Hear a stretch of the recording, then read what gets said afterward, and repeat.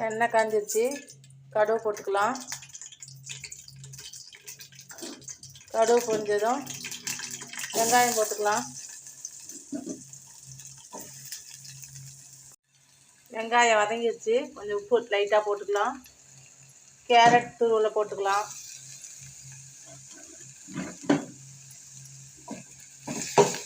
Carrot ரொம்ப நேரம் கிண்டக்கூடாது.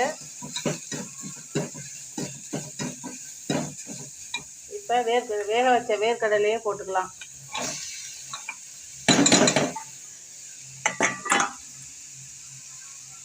மஞ்சத்தூள், ஜீரகத்தூள், சோம்புத்தூள், மிளகாய்த்தூள்,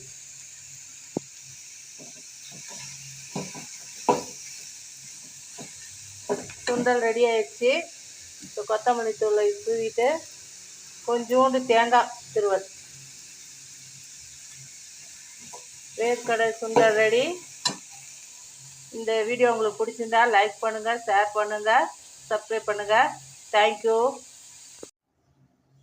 ஹாய் ஃப்ரெண்ட்ஸ், வேர்க்கடலை சுண்டல் எப்படி செய்யலாம்னு பார்க்கலாம்.